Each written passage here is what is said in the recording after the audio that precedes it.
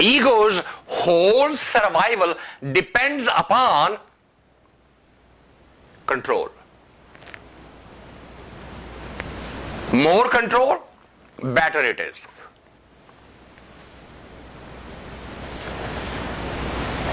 So if anything is stopping us from experiencing the feeling of that love, that bliss, to get us closer to,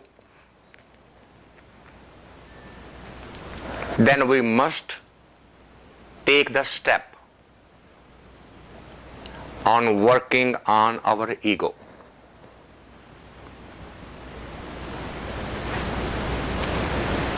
And if you start working on your ego, start recognizing its play, start visualizing it in your interactions with the others. And no exception to that, with the others. It's with everyone, no exception. Not just husband or wives or children or friends, but with everybody.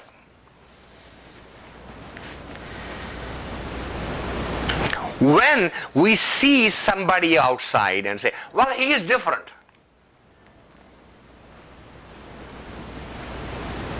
who is saying that? Where did this idea of difference, who's recognizing it? That's your ego.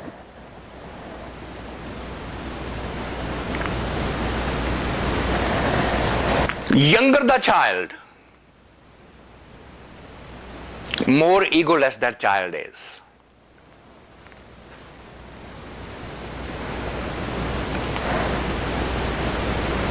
The child would not object to anybody picking up the child and holding. But as he grows up, starts distinguishing the faces, that's the first sign of development of the ego.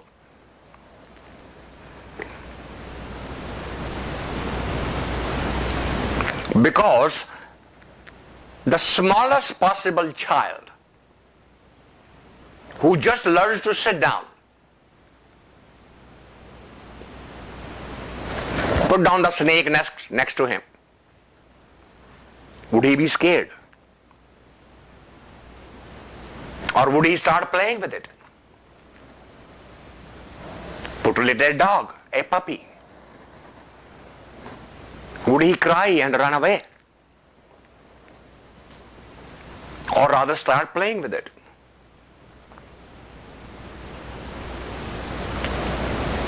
So when does the fear evolve? When he has the capability to distinguish the faces. So the same child, when he grows up to be about a year old, if some foreign person, unknown person, try to pick their child up, the child will scream.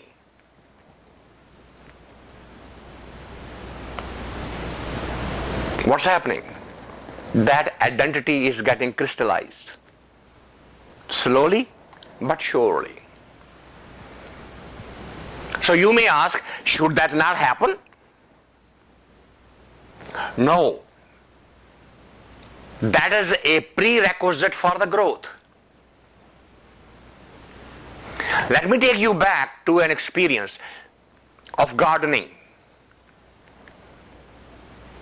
When you plant a seed in the ground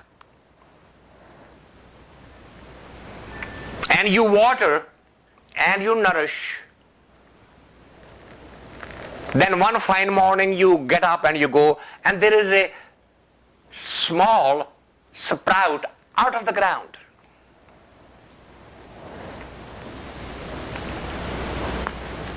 What is your immediate impulse? You want to protect that sprout, isn't it? So what you will do? If it is cold, you'll cover it. If it's windy, you will put a little wire mesh around it.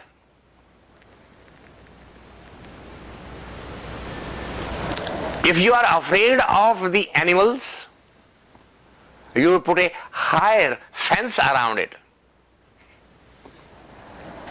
Why?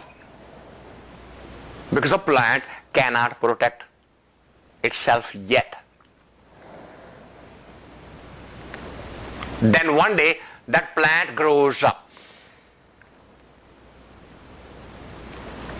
Then what you do? You remove the fence. You don't cover it any longer from the cold. You don't put any barbed wire around it. As a matter of fact, you can now tie an animal with the plant, because the plant can now take care of itself, as well as if there is any animal around, it can be used to hold the animal tied up. Same is the case with us. When we are growing up, we do need all of that protection.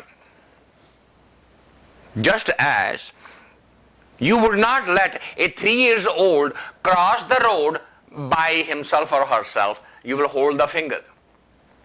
But you won't do that same with a 30-year-old, would you? So what's happening? You are the same mother, he is the same son or a daughter. Why don't you walk him across the street now?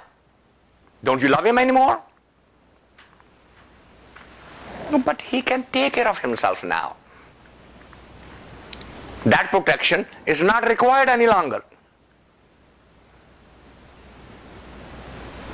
That's exactly what we need to do with our ego. When we were small, that part of the evolution was necessary. When we are grown up now, we now need to see it as a blockage for us to experience the ultimate love. We don't need it any longer. We need to remove it now. We should not be holding on to it. But ego is smart that way. It will create now argument inside you. It will immediately raise a question, a doubt. If the ego disappears, how are you going to live in this society? Wouldn't the society take care undue advantage of you? You better hold on to me. Because it is my presence which is protecting you from these so-called undesirable elements. And you will immediately say, yeah, you're absolutely right. I better hold on to the ego because ego is the one which protects me.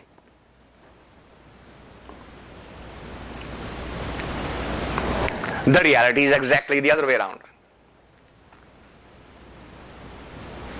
Ego does not protect you. Ego does not defend you. Ego is there to attack the other. Because the defensive mechanisms are already built in every human by nature. Have you heard of fight or flight response? It's a very common psychological term. What is that? Fight or flight? This entity already has that mechanism in it. Should I stand and fight, or if I'm going to lose this, I better run away. There's no ego required. But ego will convince you the other way around. You say you are alive because I am alive. I submit to you, you are not alive because of your ego. Your ego actually is there to win over the others, control the others, manipulate the others, take advantage of the other. And that becomes a stumbling block, a hill to cross over to experience the ultimate ecstasy of the true love, the divine love. The divinity in you remain completely subdued